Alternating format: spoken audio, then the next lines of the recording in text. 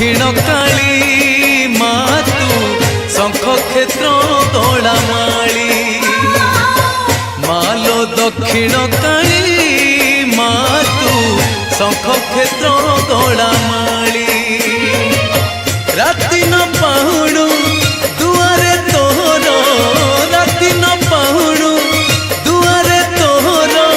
भक्त जन गहली मालो पड़ुथाए हुड़हुली मालो दक्षिण काली मातु